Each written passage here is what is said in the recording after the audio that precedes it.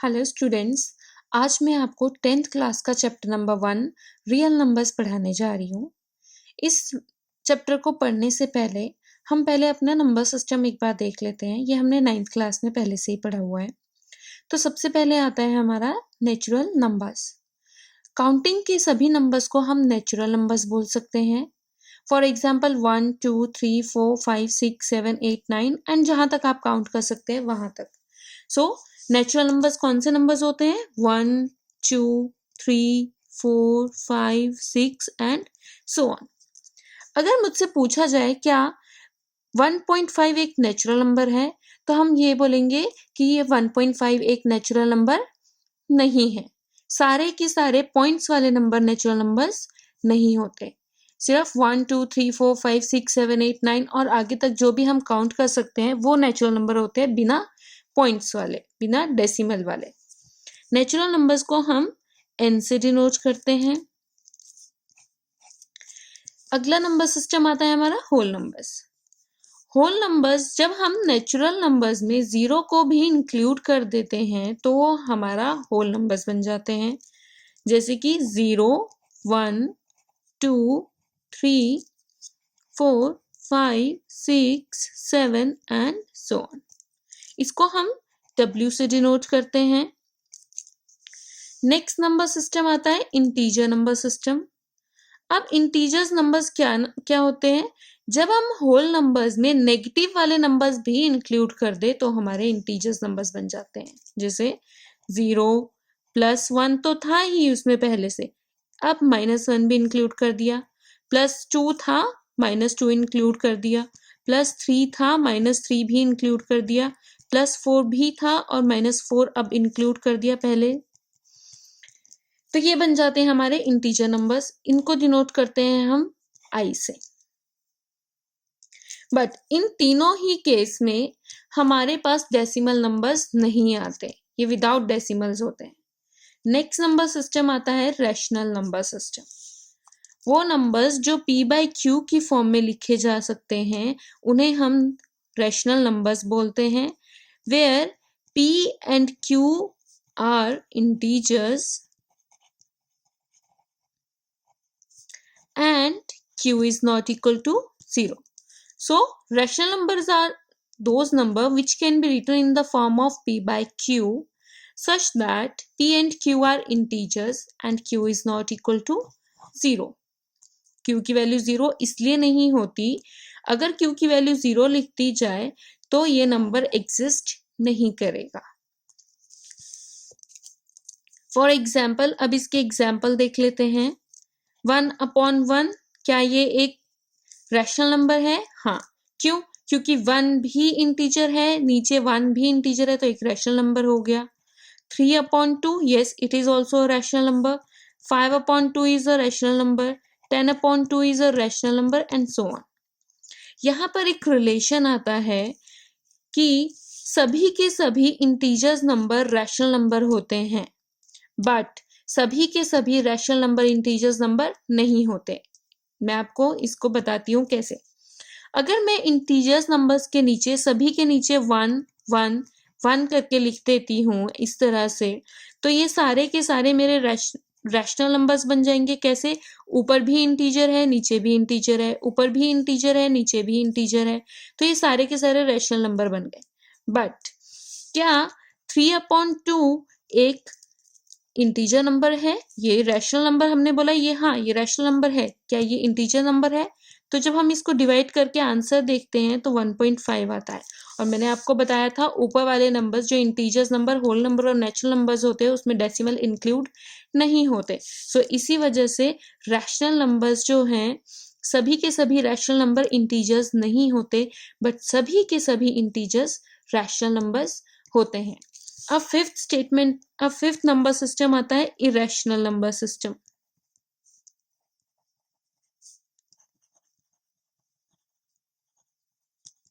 Irrational numbers, वो numbers जो rational ना हो उन्हें ही इरेशनल नंबर्स बोलते हैं। Those number which are not rational are known as irrational numbers. तो स्टूडेंट्स, अब नेक्स्ट सिस्टम आता है रियल नंबर्स। तो रियल नंबर्स क्या होते हैं? रियल नंबर सभी के सभी रैशनल एंड इरेशनल नंबर्स को ही रियल नंबर बोलते हैं। तो रियल नंबर रैशनल भी होते हैं और इरेशनल नंबर्स भी होते हैं। अभी मैंने आपको बताया रैशनल नंबर क्या होते हैं, तो सबसे पहले देख लेते हैं रैशनल नंबर्स क्या आते हैं हमारे। वो नंबर्स जो p बाई क्यू की फॉर्म में लिखे जा सके, where p and q are integers and q is not equal to 0, ये भी बताया था। दूसरा इसकी एक और डेफिनेशन है, rational numbers are terminating. Terminating मतलब उनका रिमाइंडर 0 आ जाता है पॉइंट के बाद भी। फॉर एग्जाम्पल अगर 3/2 देखूं तो इसकी वैल्यू आ रही है 1.5, तो ये टर्मिनेट हो जा रहा है। तो 3/2 भी एक रैशनल नंबर है। थर्ड मेरे पास इसकी डेफिनेशन आती है, rational numbers are non terminating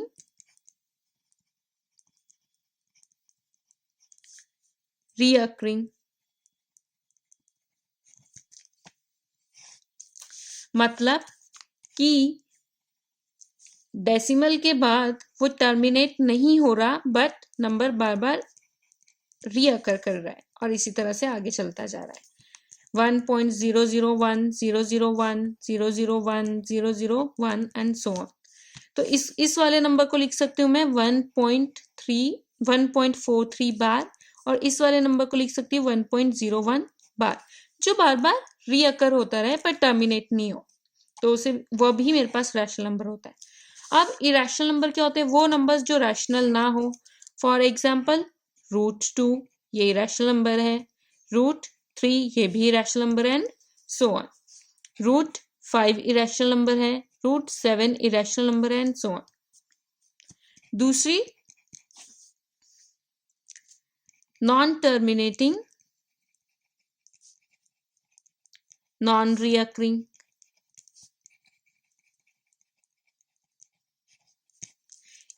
non terminating non recurring numbers को भी हम इरेशनल नंबर बोलते हैं। फॉर एग्जाम्पल 1.01 001 0001 0001 00001 एंड चलता रहेगा आगे तक।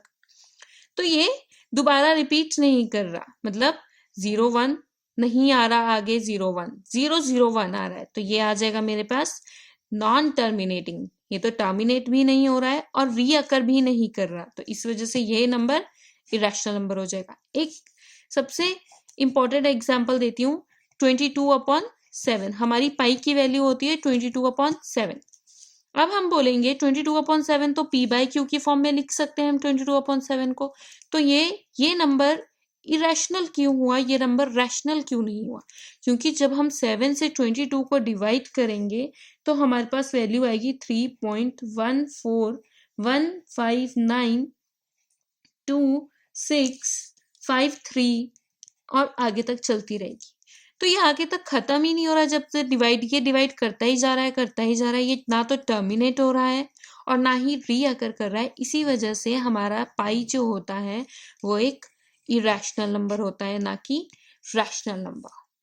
स्टूडेंट, एक्सरसाइज 1.1 करने से पहले हम यूक्लिड डिवीजन एल्गोरिदम के बारे में पढ़ लेते हैं।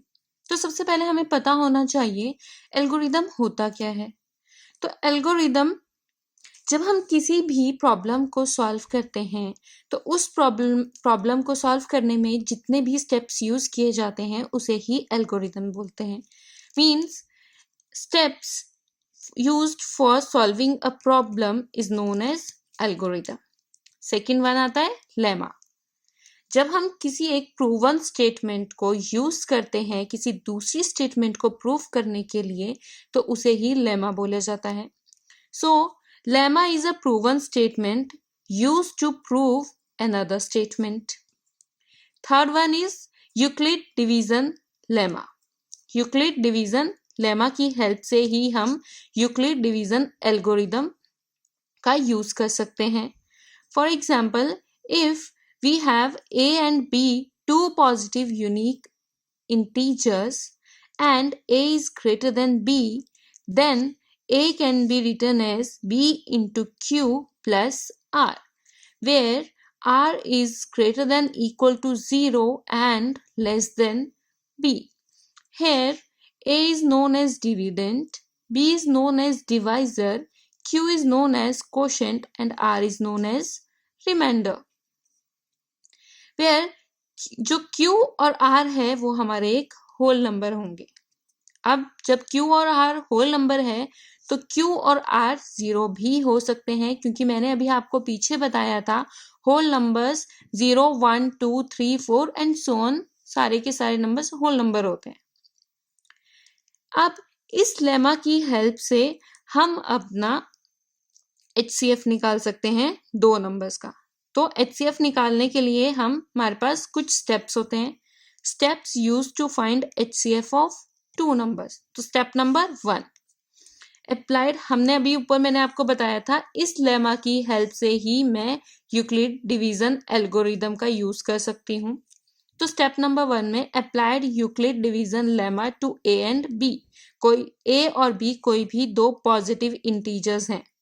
ये इंटीजर्स कुछ भी हो सकते हैं जिसमें A की वैल्यू B से बड़ी है. So we find whole number Q and R. मैंने अभी आपको बताया था Q और R होल नंबर्स होते हैं. सो हमें ऐसे दो होल नंबर मिल जाएंगे Q and R such that A is equal to BQ plus R and R is lie between 0 and B. R is greater than equal to 0 and less than B. Step number 2. अगर मेरी R की value आ जाती है 0 तो HCF मेरा हो जाएगा A और B का B. If R is equal to 0 then HCF of A and B is B. But if R is not equal to 0 then applied Euclid division lemma to B and R. अगर R की value 0 नहीं आती है, मतलब अगर reminder 0 नहीं होता है, अब हमारा यूक्लिड डिवीजन लेमा लगेगा B और R में. सो इस प्रोसेस को हम तब तक कंटिन्यू करेंगे जब तक मेरे पास R की वैल्यू 0 नहीं आ जाती. थर्ड स्टेप में continue the process till the remainder is 0. एक रिजल्ट देख लेते हैं कि HCF होगा क्या. The last non-zero remainder will be the HCF of A and B.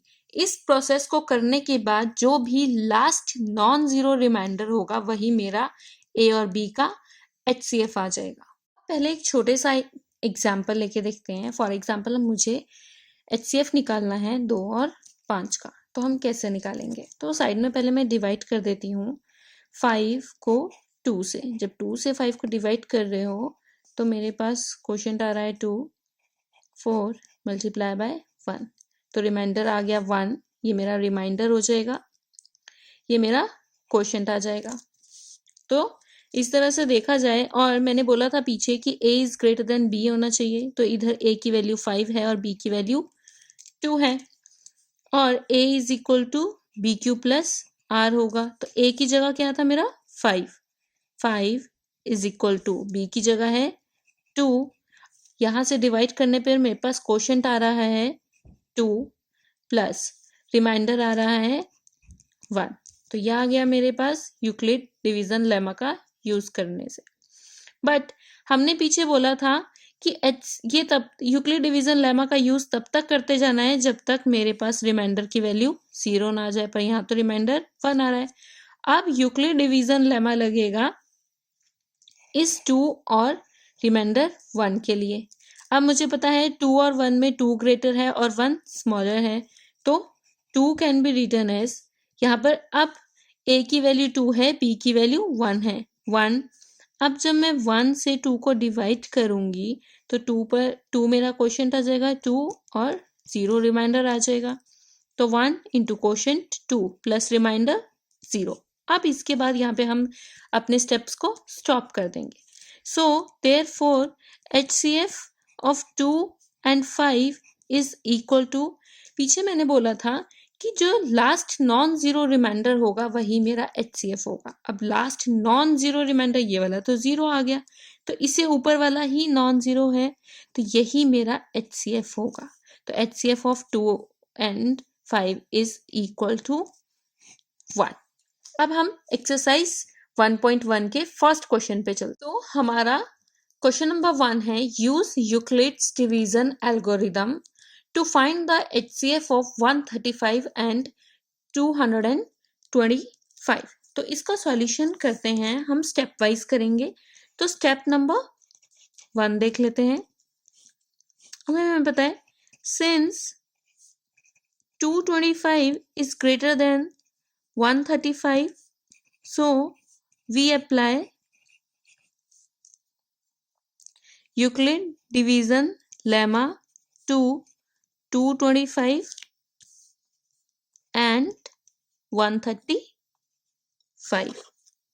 So जब मैंने इसको अब 225 को जब 135 से डिवाइड करती हूँ तो मेरे पास क्वोशंट आ रहा है 1।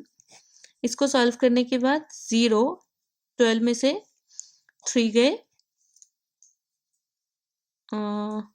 9, 90। सो लिख सकते हैं इसको 225 इज इक्वल टू, इधर a की वैल्यू थी 225, b की वैल्यू है 135, is equal to 135 multiply q की वैल्यू है 1 और r की वैल्यू है 90 इंटू 1 प्लस 90। अब यहाँ पे रिमाइंडर की value r is equal to 90 आ रहा है which is not equal to 0। तो मैंने आपको पीछे स्टेप्स जो बताए थे उसमें लिखा था कि अगर r की वैल्यू 0 नहीं है तो स्टेप नंबर 2 पर जाओ। स्टेप नंबर 2 में अब हमारे पास सिंस अब हम अप्लाई करेंगे अपना लेमा 135 और 90 के लिए। अब हमें पता है 135 is greater than 90, so we apply Euclid division lemma to 135 and 90। तो इसको फिर से मैंने डिवाइड किया जब 135 को 90 से, तो 1 आ रहा है 0, 5, 13 में से 9 गए 45। तो आंसर यहाँ से लिख सकती हूँ 135 is equal to 90 multiply quotient मेरा 1 था 1 प्लस रिमाइंडर मेरा 45 है तो रिमाइंडर आ जाएगा 45। अब यहाँ पर रिमाइंडर की वैल्यू 45 है which is also not equal to 0। तो फिर से स्टेप नंबर 3 पर जाएंगे। तो स्टेप नंबर 3 हमारा क्या बोल रहे हैं, फिर से हम यूक्लिड डिवीजन लेमा अप्लाई करेंगे 90 एंड 45 के लिए। सो इस 90 is greater than 45, we apply Euclid division lemma to 90 and 45। जब 90 और 45 के लिए अप्लाई किया तो 90 से 45 को डिवाइड करके देखते हैं तो 2 पर 2 into 45 is equal to 90 and remainder is 0। So 90 can be written as 45 into 2 plus 0। अब मैं स्टॉप कर जाऊंगी क्योंकि मेरा रिमाइंडर 0 आ चुका है। हेंस अब मैंने आपको पीछे बताया था last non zero remainder is known as the HCF। तो इधर लास्ट नॉन जीरो रिमाइंडर इसका इस पूरे यूक्लिड डिवीजन में देखा जाए, फर्स्ट स्टेप ये था, सेकंड स्टेप ये था, थर्ड स्टेप ये था। फर्स्ट रिमाइंडर 90 आ रहा था, सेकंड रिमाइंडर 45 आ रहा था, थर्ड रिमाइंडर 0 आ रहा है और लास्ट से देखना है कौन सा 0 नहीं है। तो 45 0 नहीं है तो यही मेरा HCF आ जाएगा। तो ये मेरा क्या आ जाएगा, HCF आएगा।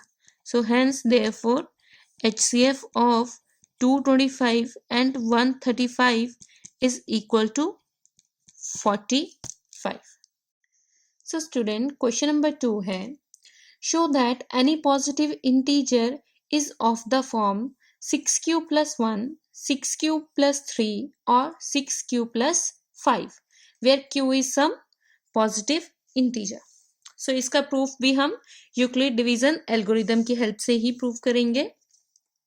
ले लेते हैं, let a and b be any positive integer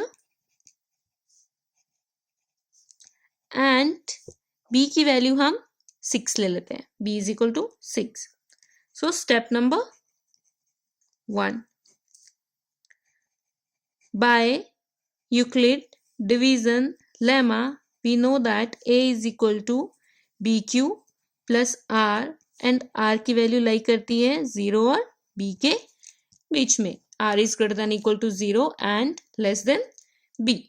but यहाँ पर b की वैल्यू मेरे पास 6 दी हुई है तो हम a की वैल्यू इसमें डाल देंगे, a की वैल्यू आ जाएगी 6q plus r such that r is greater than equal to 0 and less than 6.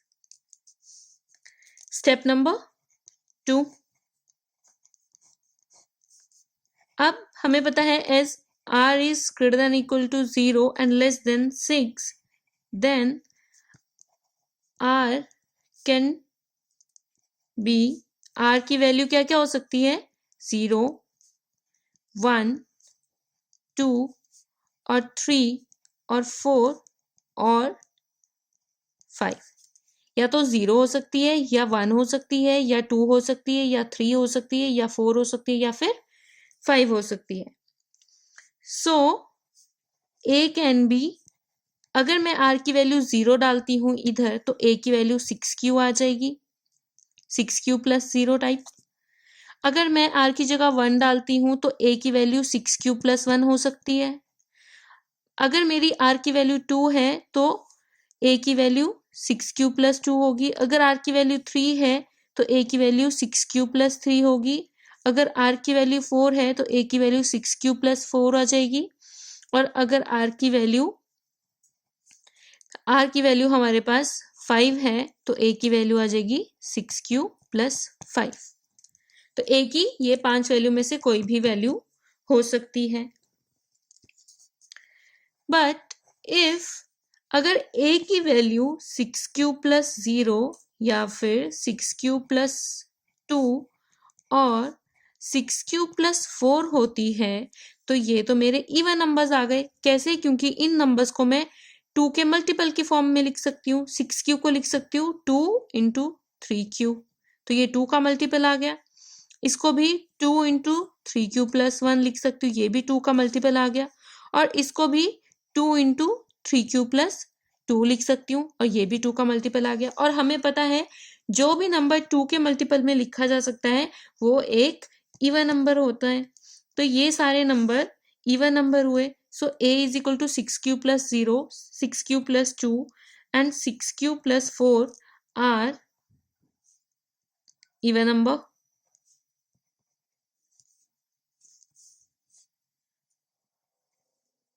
Even number and is divisible by 2. तो यानी कि ये जो ये वाले नंबर है ये तो मेरे इवन नंबर आ गए. और अभी हमें पता है कि जो एक इंटीजर नंबर होता है वो या तो इवन हो सकता है या ऑड हो सकता है. So as we know a positive integer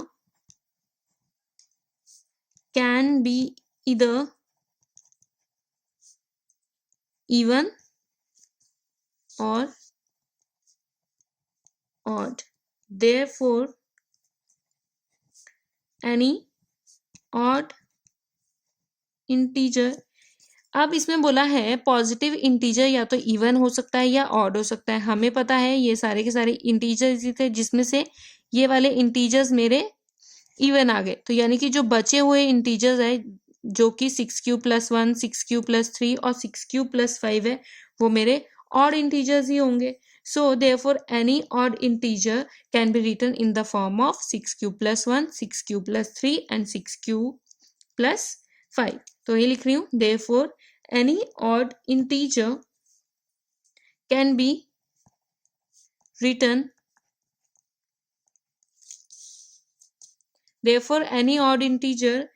be written in the form of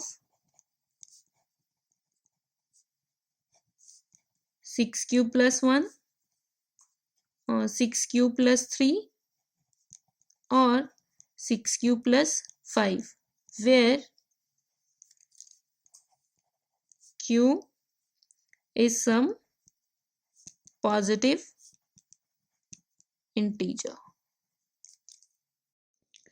Next question है an army contingent of 616 member is used to march behind an army band of 32 members in a parade.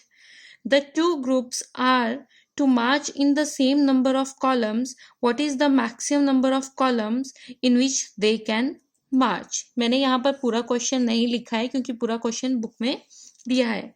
तो सबसे पहले हम देख लेते हैं कि हमें क्या क्या गिवन है. तो हमें जो जो गिवन है वो बता देती हूँ।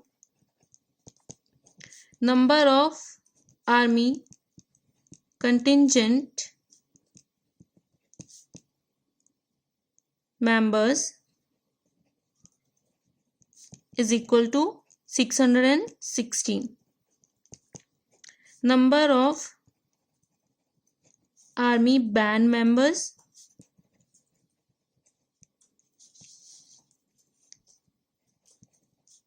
is equal to 32.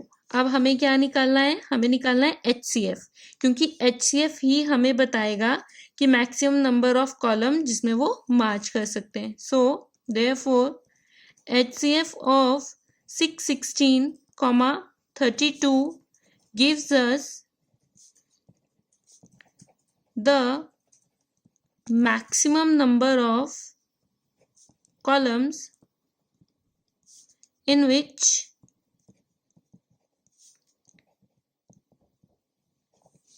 they can march.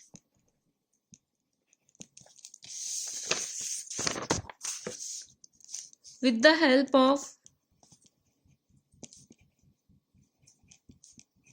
Euclid division lemma, तो स्टेप नंबर 1 होगा HCF ऑफ, हमें निकालना है HCF of 616 and 32. So 616, as we know, since 616 is greater than 32, तो हम यूक्लिड डिवीजन लेमा जब इसमें लगाएंगे तो 616 is equal to 32 multiply by 19 plus 8 आ जाएगा. मतलब जब मैं 32 से 616 को डिवाइड करूंगी तो कोशेंट आएगा 19 और यहाँ पर बीच में कुछ आएगा और रिमाइंडर आएगा 8.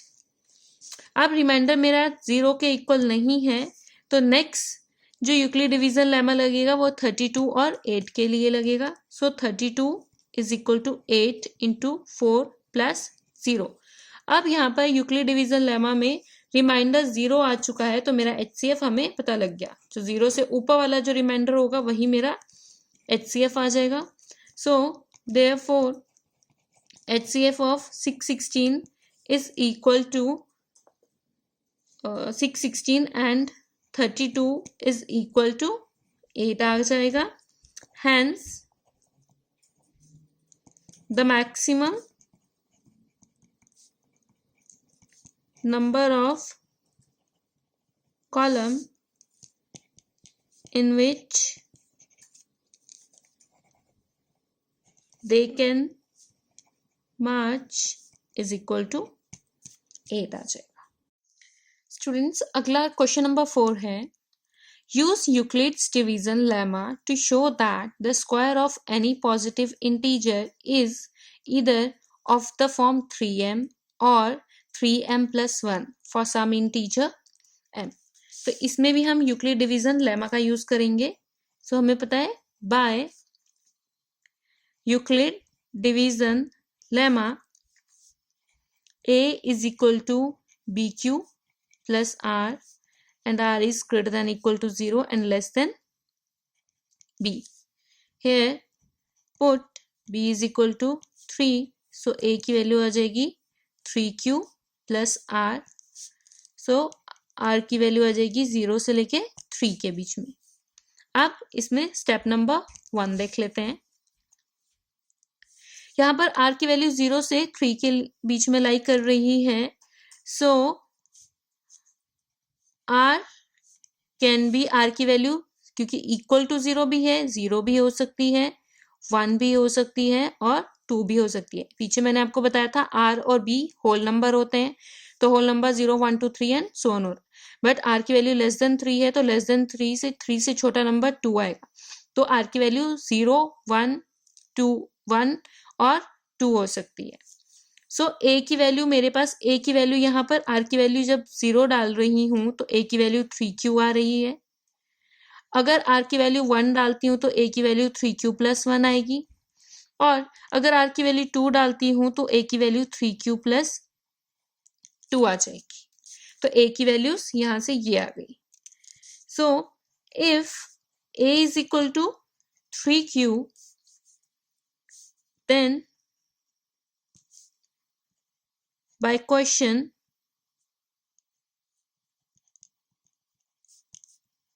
Square on both side. अब हमें क्वेश्चन में स्क्वायर के बारे में पूछा है, तो हम इसमें दोनों का स्क्वायर कर देंगे, तो मेरे पास आ जाएगा a square is equal to 3q का होल स्क्वायर। इसको मैं लिख सकती हूँ 9q स्क्वायर। अब अगर मैं इसको इस तरह से लिख दूं 3q स्क्वायर और 3q की जगह मैं m लिख देती हूँ m, way because 3q square को हमने m पुट कर दिया और m भी एक इंटीजर है, m इज अ इंटीजर। तो मेरे पास a स्क्वायर की वैल्यू आ जाएगी 3m। इसको इक्वेशन नंबर 1 दे देते हैं। इफ अगर a की वैल्यू मेरे पास 3q प्लस 1 है, then by squaring on both side हमें क्या मिलेगा, a square is equal to 3q plus 1 का square which can be written as 9q square plus 6q plus 1। अगर इन दोनों में से मैं 3 कॉमन ले लेती हूं तो हमारे पास आएगा 3q square plus 2q plus 1। अब इस इक्वेशन को मुझे पता है कि q की वैल्यू होल नंबर है, q का स्क्वायर करूंगी तो भी होल नंबर आएगा और उसको 3 से मल्टीप्लाई करूंगी तो भी होल नंबर आएगा। q की वैल्यू होल नंबर है, होल नंबर को फिर से होल नंबर से मल्टीप्लाई करूंगी होल नंबर आएगा, और जब दो होल नंबर को ऐड करते हैं तो भी होल नंबर ही आता है। तो यह आ जाएगा m प्लस 1। इसकी जगह मैंने m ले लिया because 3q plus 2q is equal to हमने m पुट कर दिया। तो यहाँ पर मेरे पास इसकी वैल्यू भी ये आ जाती है ए स्क्वायर की वैल्यू। इसको इक्वेशन नंबर 2 दे देते हैं, इस इक्वेशन को इक्वेशन नंबर 2 दे देते हैं। अब next a is equal to 3q plus 2 है, इसमें भी हम स्क्वायरिंग ऑन बोथ साइड करेंगे। मेरे पास a square is equal to 3q plus 2 square हो जाएगा। इसकी जब स्क्वायरिंग खोलेंगे 9q square plus 12q plus 4 आ जाएगा। इसको 9q स्क्वायर प्लस 12q, 4 को मैं लिख सकती हूँ 3 प्लस 1। अब अगर मैं ये वाली इक्वेशन देखूं तो इसमें से 3 कॉमन आ रहा है, तो अंदर आ जाएगा 3q square plus 4q plus 1 और प्लस 1। इसमें मैं फिर से, ये मेरा होल नंबर आएगा, इसको मैं पुट कर देती हूँ m, तो यहाँ से आएगा 3m प्लस 1। तो 3q square plus 4q plus 1 को हमने m पुट कर दिया, तो a स्क्वायर। इसको इक्वेशन नंबर 3 दे देते हैं। अगर मैं पीछे वाली इक्वेशन 1, 2 और 3 को देखूं, यहाँ पर ये इक्वेशन 1 थी, ये वाली इक्वेशन मेरी 2 आ रही है और आगे जो इक्वेशन आई वो 3 आई। तो वो या तो जब मैं स्क्वायर कर रही हूँ इन सब का, तो या तो वो 3m की फॉर्म में आ रहा है या 3m प्लस 1 की फॉर्म में आ रहा है। So square of any number is of the form 3m and 3m plus 1. Hence, therefore, from equation 1, 2 and 3,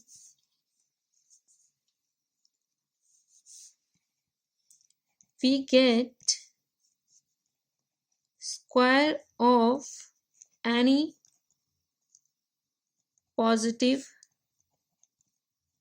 integer is of the form 3m or 3m plus 1, where m is some positive integer. Question number 5 आपके लिए exercise है, उसे आप खुद से try करना, और अगर नहीं समझ आएगा तो आप मुझे प्लीज कमेंट सेक्शन में लिख के बताना। स्टूडेंट्स, अब हमारी एक्सरसाइज 1.1 कंप्लीट हो चुकी है। अब एक्सरसाइज 1.2 कंप्लीट करने के लिए पहले हम कुछ रिजल्ट्स देख लेते हैं। तो सबसे पहले आता है हमारा फंडामेंटल थ्योरम ऑफ अर्थमेटिक। क्या होती है? एवरी कॉम्पोजिट नंबर जो प्राइम नंबर ना हो उन्हें कॉम्पोजिट नंबर बोलते हैं। मतलब वो नंबर जो या तो 1 या अपने आप से डिवाइड ना हो उसे ही कॉम्पोजिट नंबर बोलते हैं।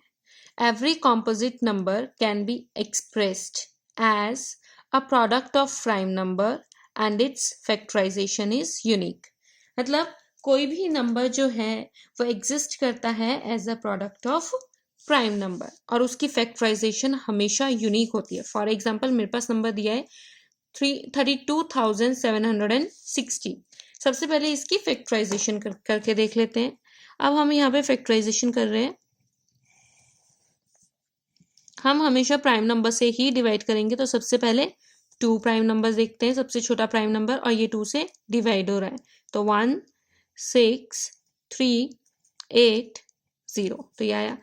जब नेक्स्ट टाइम डिवाइड करेंगे तो फिर से 2 से डिवाइड होगा ये, तो 8 1 9 0,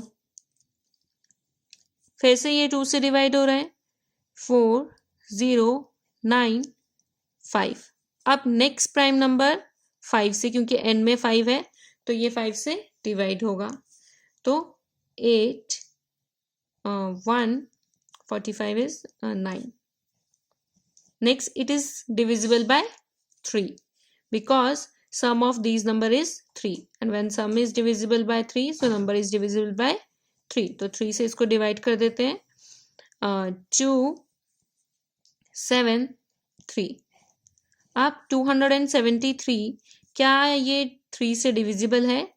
7 and 3 10, 10 और 2 12, yes it is divisible by 3 because sum is divisible by 3, so 9 and 1। अब हमें देखना है 91 3 से डिविजिबल नहीं है, तो 91 किस से डिविजिबल है? 13 से, और 13 के टेबल में 91 7 पर आता है, तो ये इसकी फैक्टराइजेशन, प्राइम फैक्टराइजेशन, सारे के सारे नंबर प्राइम नंबर है, तो ये इसकी एक प्राइम फैक्टराइजेशन है।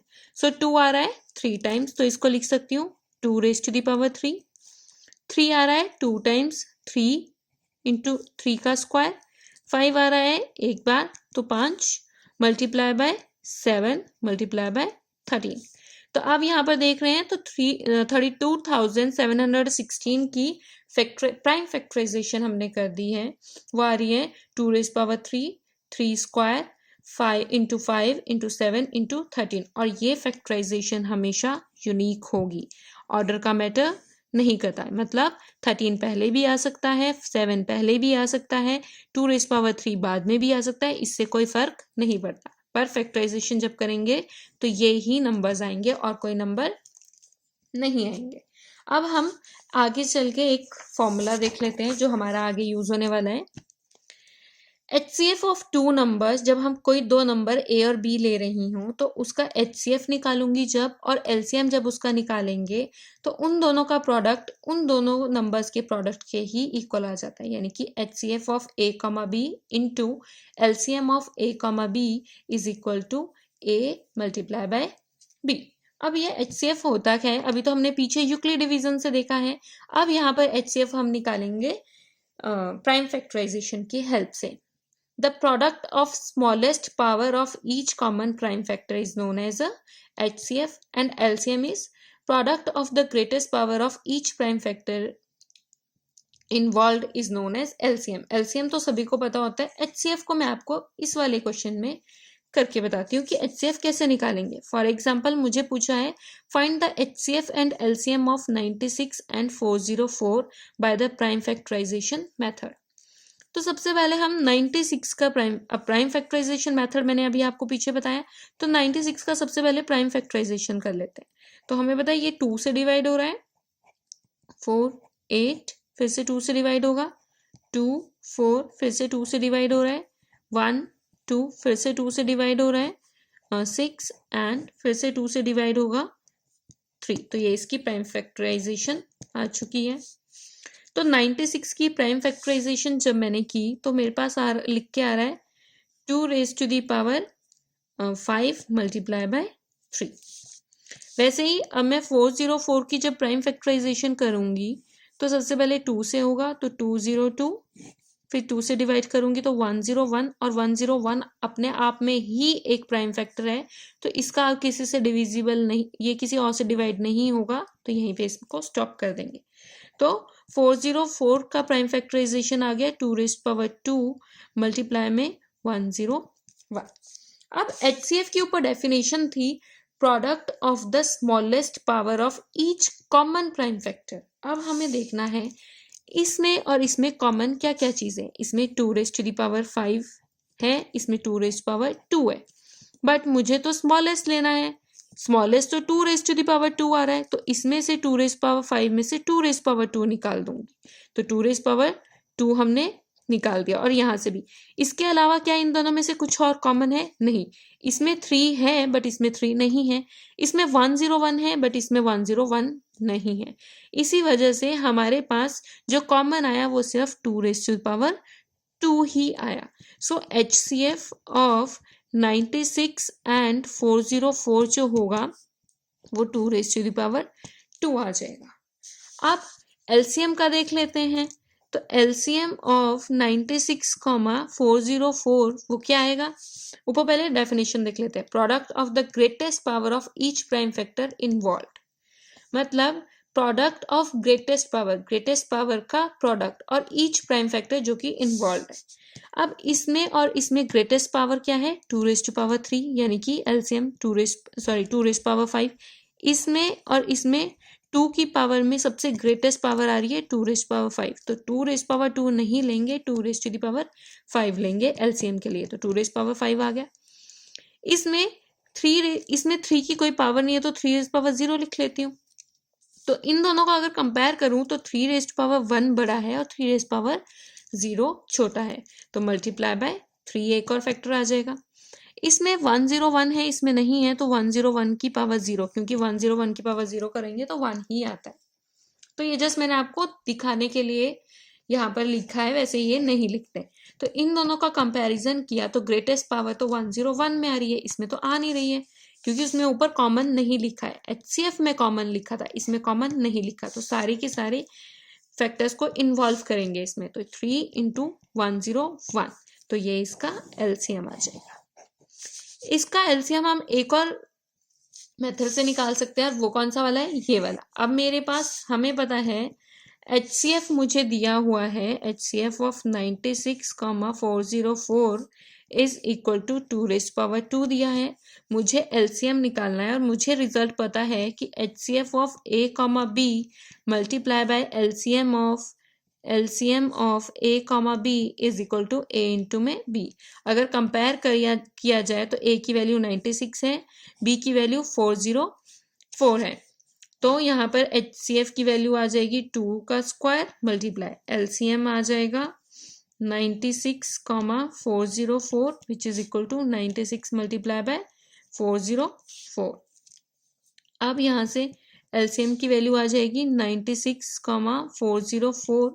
अब 96 को मैंने ऊपर प्राइम फैक्टराइजेशन किया था तो वो लिखा था 2⁻5 × 3 मल्टीप्लाई 404 का प्राइम फैक्टराइजेशन ऊपर से 2 स्क्वायर × 401 अपॉन ये वाली वैल्यू नीचे आ जाएगी 2 स्क्वायर। 2 स्क्वायर से 2 स्क्वायर कैंसिल हो जाएगा, तो आंसर आएगा 2⁻5 मल्टीप्लाई बाय 3 मल्टीप्लाई बाय 101, और ये मेरा LCM आ गया। और जो मैंने ऊपर से LCM निकाला था वो भी सेम आ गया।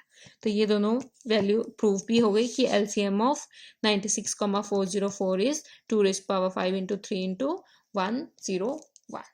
नेक्स्ट क्वेश्चन है, हमें LCM निकालना है और HCF निकालना है 510 और 92 का with the help of prime factorization method, और उसको वेरीफाई भी करना है from LCM into HCF is equal to product of 2 numbers की हेल्प से। तो सबसे पहले इसका हम LCM और HCF निकाल के देख लेते हैं। तो जब हम 510 का प्राइम फैक्टराइजेशन करेंगे तो यहाँ से 2 से डिवाइड किया तो 2, 5 and 5 again 551, next one is 17 and this 17 के टेबल पे 17 3 51 होता है। तो 510 की प्राइम फैक्टराइजेशन आ जाएगी 2 × 3 × 5 × 17, मैं इंक्रीजिंग ऑर्डर में लिख रही हूँ। सेम 92 का भी प्राइम फैक्टराइजेशन कर देते हैं, तो जब 92 का करेंगे तो 2 से डिवाइड करेंगे, यहाँ पर आएगा 4 6 2 23 एंड 23 अपने आप में एक प्राइम नंबर है। तो 92 का प्राइम फैक्टराइजेशन आएगा 2 का square multiply by 23। So HCF of 510 92 is equal to, अब मैं इसमें देखूंगी सबसे कॉमन फैक्टर्स देखूंगी। तो इसमें तो 2 आ रहा है, इसमें 2 एक बार आ रहा है, इसमें 2 एक बार आ रहा है, इसमें 2 2 टाइम्स आ रहा है। तो मैं एक बार वाला लूंगी क्योंकि मुझे लीस्ट वाला पावर देखना है। तो 2 रेज़ टू द पावर 1 जो कॉमन आ रही है, इसमें 3 है बट इसमें 3 नहीं है, इसमें 5 है, इसमें 5 नहीं है तो 5 नहीं ले सकते, इसमें 17 है, इसमें 17 नहीं है तो 17 भी नहीं ले सकते, इसमें 23 है, इधर 23 नहीं है तो 23 भी नहीं ले सकते। तो HCF आ जाएगा मेरे पास ओनली 2। LCM के लिए हमें हाईएस्ट पावर्स को देखना है। तो ये 2 और 2 रेज़ पावर 2 में हाईएस्ट पावर है 2 raise to the power 2 multiply, इसमें 3 है, इसमें 3 नहीं है, पर हम तो सारी वैल्यूज लेंगे, 3 5 17 मल्टीप्लाई बाय 23। तो ये मेरा LCM आएगा। जब आप इसका प्रोडक्ट करोगे तो मेरे पास आंसर आएगा 23,460। अब इसकी वेरिफिकेशन कर लेते हैं। वेरिफिकेशन हम करेंगे कौन सा वाले फॉर्मूले से, HCF मल्टीप्लाई में LCM is equal to product of the number. हमें पता है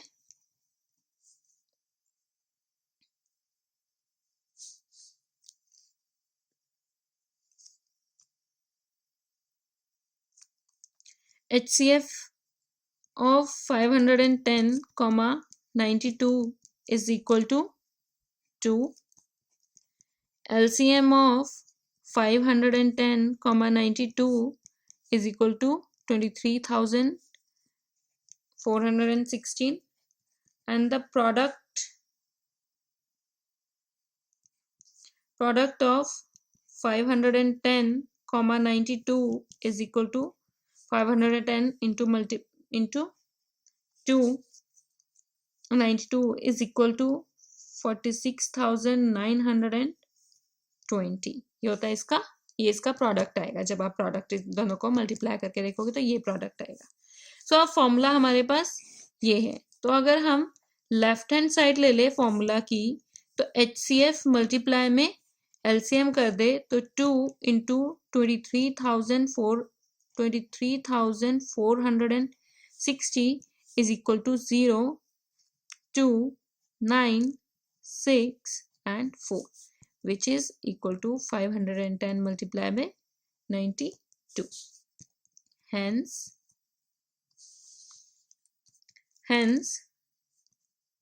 LCM multiplied by HCF is equal to product of 510 and 92। यही हमें प्रूव करना है। तो वेरिफिकेशन भी हो गई और वहां से ऊपर से पूरा पता भी लग गया। तो ये इसका आंसर था। तो ये क्वेश्चन नंबर 2 का मैंने सेकंड पार्ट किया। बाकी के जो बचे हुए 2 पार्ट्स हैं वो आप अपने आप करना, आपको समझ आ जाएगा। अब मैं क्वेश्चन नंबर 3 ले लेती हूँ। सो हमारा क्वेश्चन नंबर 3 है, find the LCM and HCF of following integer by applying the prime factorization method। तो फर्स्ट है 12, 15 and 21। तो इनका हमें HCF और LCM बताना है with the help of prime factorization method। तो सबसे पहले 12 को देख लेते हैं। जब हमने इसके फैक्टराइज किया 6 2 3, तो 12 को फैक्टराइजेशन करने के बाद हमारे पास आंसर आ रहा है 2 स्क्वायर इंटू 3। 15 का फैक्टराइजेशन करने के बाद 3 इंटू 5 एंड 21 का फैक्टराइजेशन करने के बाद 3 इंटू 7। अब हमें कॉमन फैक्टर्स देखने हैं। 2 रेज़ टू पावर 2 इसमें तो है बट इसमें 2 की कोई पावर नहीं दी है, इसमें भी 2 की कोई पावर नहीं दी है, तो 2 की पावर नहीं आएगी इन तीनों के HCF में। तो यानी कि जब हम HCF लिखेंगे 12, 15 एंड 21 का, तो हमें तो कॉमन नंबर्स देखने हैं। तो 2 रेज़ पावर 2 तो कैंसिल हो गया, 3 इसमें एक बार है, इसमें भी एक बार है, इसमें भी एक बार है, तो 3 तो आएगा। इसमें 5 है, इसमें नहीं है, इसमें नहीं है तो 5 नहीं आएगा। 7 इसमें है, इसमें नहीं है, इसमें नहीं है तो 7 भी नहीं आएगा। यानी कि इन सब का HCF आ जाएगा मेरे पास 3। अगर मैं सेम LCM की बात करूं, LCM ऑफ 12, 15 एंड 21, तो मेरे पास आंसर आ रहा है 2 का स्क्वायर मल्टीप्लाई बाय 3 इन तीनों में है तो 3 एक बार लेंगे, 5 इसमें एक बार है, इसमें नहीं है तो 5 एक बार जरूर आएगा, एंड 7। तो जब हमने इसका मल्टीप्लिकेशन किया तो मेरे पास आंसर आएगा 8 इंटू 15 इंटू 7, और मल्टीप्लाई करने के बाद हमारे पास जो आंसर आएगा वो आएगा 420। तो इसी तरह से बाकी के 2 क्वेश्चंस भी कर लेना, और हमारी 1.2 एक्सरसाइज इसी तरह से कंप्लीट हो जाती है। आगे के सारे क्वेश्चन सेम है। स्टूडेंट्स, अगर आपको और क्वेश्चंस के बारे में भी जानना हो तो प्लीज़ मुझे कमेंट करके ज़रूर बताइएगा, और प्लीज़ मेरी वीडियो को लाइक शेयर ज़रूर करना, और मेरे यूट्यूब चैनल को सब्सक्राइब करना, ताकि अगर मैं कोई नई वीडियो डालूँ तो आपको उसका लिंक उसी टाइम मिल जाए। Thank you.